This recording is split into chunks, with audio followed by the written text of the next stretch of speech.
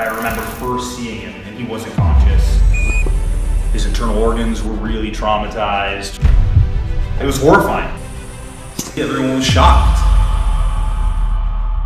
My name is Kevin Hines. I jumped off the Golden Gate Bridge. I believed that I had to die, but I lived. Now I help people be here tomorrow.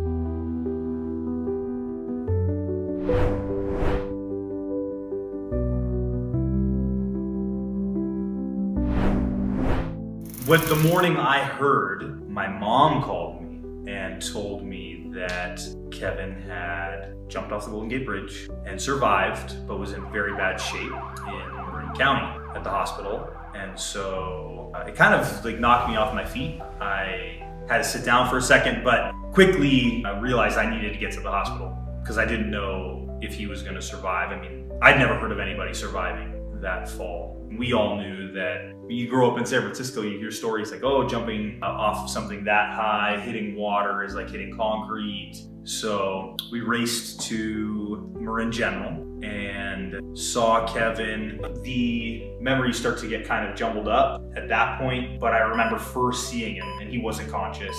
All kinds of tubes in his side. I had no medical knowledge at that time and was seeing black liquid getting pumped out of him, and I had heard that his internal organs were really traumatized from slamming against his pelvis, rib cage. So it was horrifying. It was definitely horrifying. And as he continued to pull through and get better and better, I guess the warning signs became more obvious. We started to see a little bit more of the pain. I mean, we'd known for a little while that he had been struggling, but didn't know that it was that bad. It definitely wasn't as hard a time in my life as it was for Kevin, but it affected us, affected me. How'd your mom take it? Oh, my mom loves Kevin. I mean, my friends, she treated like her children. So she always welcomed everybody into our house, and Kevin had spent the night numerous times and hung out with us all, my mom. So to lose somebody so young, my mom's had loss in her life. It was painful. It was painful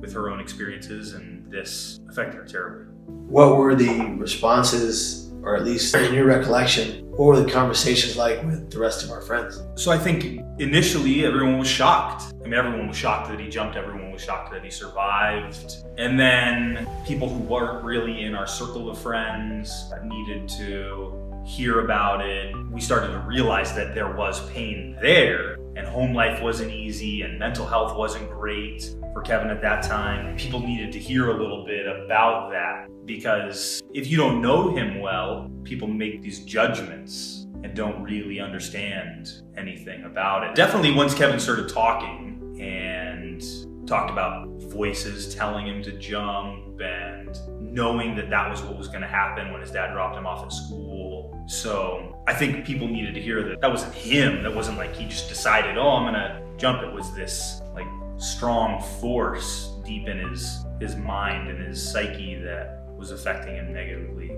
that the chemicals in his body were causing.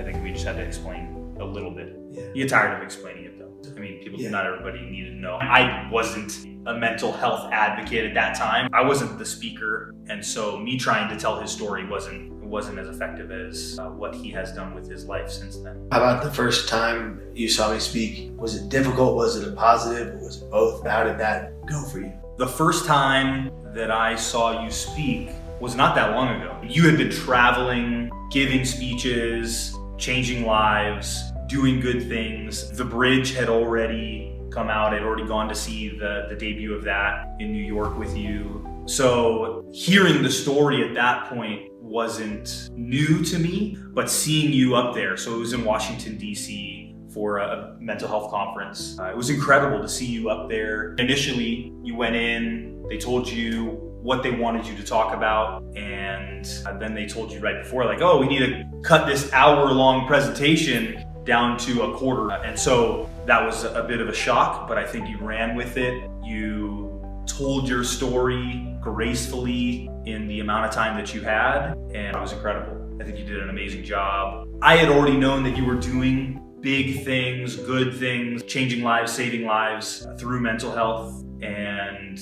living that hope helps heal philosophy. But this was my turn to see it, and it was nothing less than amazing.